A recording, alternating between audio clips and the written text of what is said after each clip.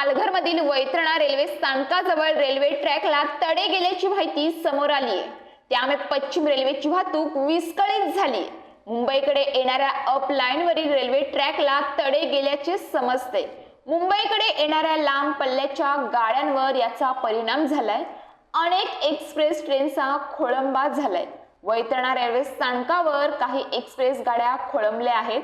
सुदैवाने वेळीच रेल्वे रुळाला तडक गेल्याचं लक्षात आल्याने मोठी दुर्घटना टळली।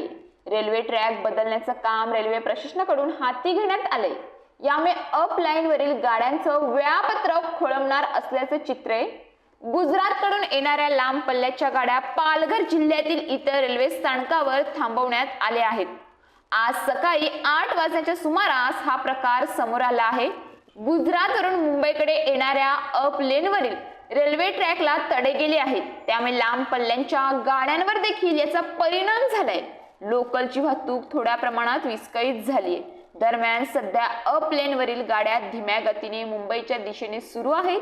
वैतरणा रेल्वे स्थानकाजवळच या रेल्वे ट्रॅकला तडे गेल्याची माहिती समोर आली असून सुदैवाने ही घटना वीज लक्षात आल्याने मोठी दुर्घटना टळली आहे।